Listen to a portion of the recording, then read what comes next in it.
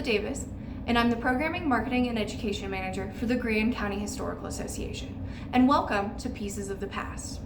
This is a series of videos where we'll be discussing various topics of Grand County history, including people, places, and events.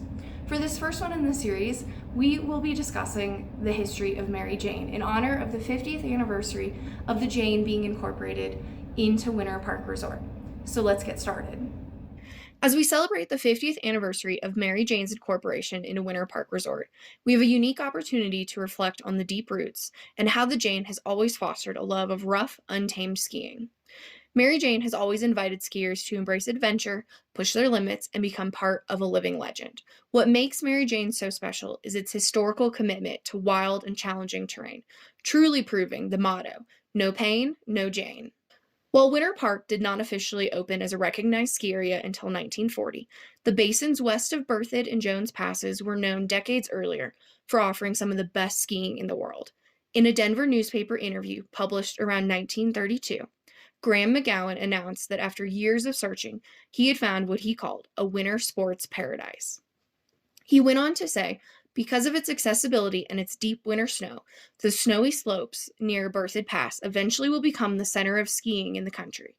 For there, where the west end of the Moffat Tunnel connects Denver with the western slope, nature has provided an ideal spot for winter sports lovers. The area we now know as Mary Jane was once simply called West Portal. Its early discovery is recalled in the March 1928 edition of Trails and Timberline, a publication of the Colorado Mountain Club. On the most interesting ski trips of the season was enjoyed by members on the weekend of February 4th, when as guests of the Moffat Tunnel Commission, they visited the tunnel country.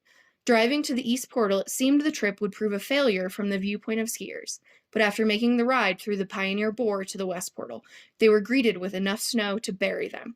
It was such a welcome sight with the moon glow on the snow, and several hours were spent enjoying the slopes in the camp. Following that first visit in 1928, many more trips were organized by the Colorado Mountain Club and by the Arlberg Club, which was formed in the spring of 1929. Many of the Arlberg Club members were also part of the Colorado Mountain Club. McGowan, one of the founding members of the Arlberg Club, formed a business called Portal Resorts and acquired rights to the Mary Jane Placer claim at the heart of today's Winter Park ski area.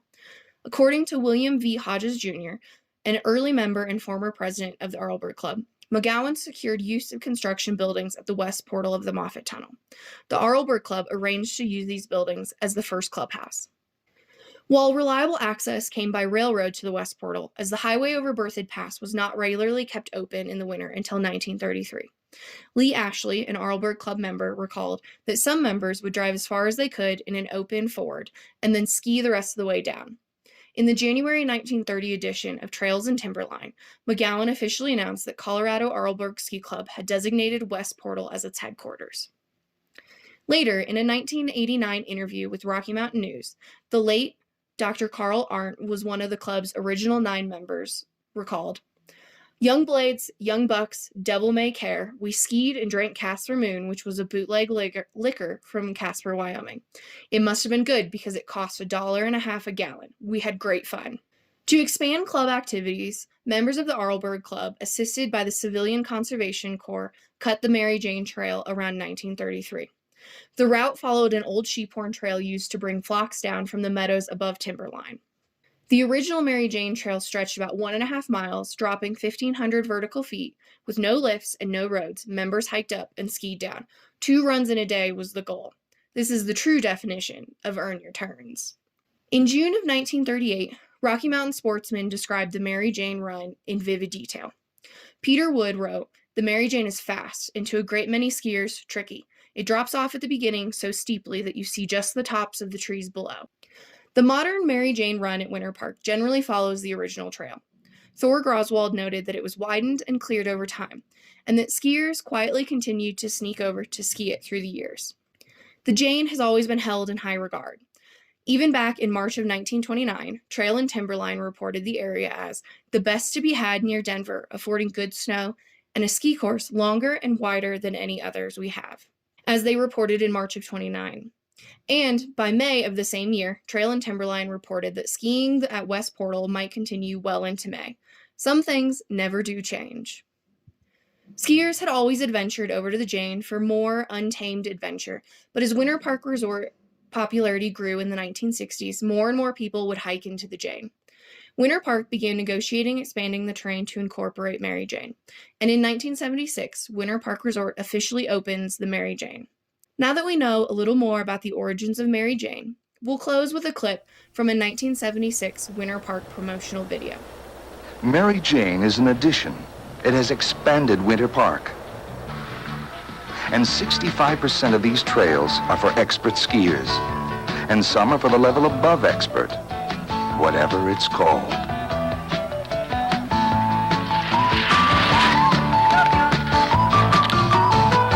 Any kind of skiing you could want, or maybe any kind of skiing you can handle.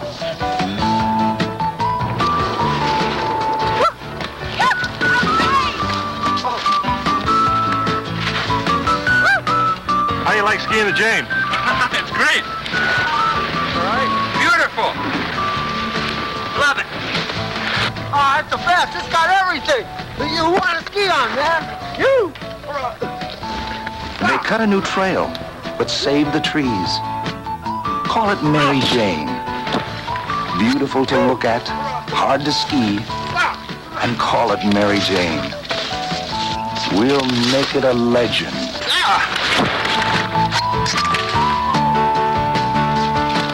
I'm gonna ride on the Denver train to Winter Park and see Mary Jane. And when I'm done, she's gonna know my name and what I came for.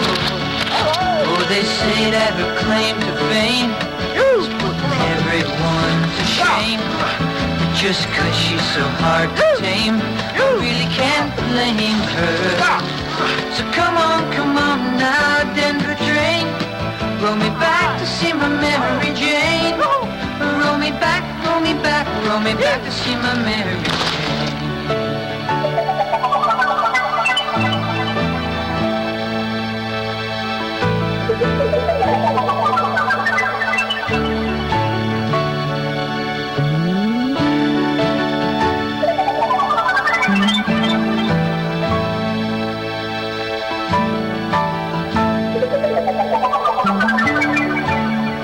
Alone with my noises, the wind, the air, beauty and grace.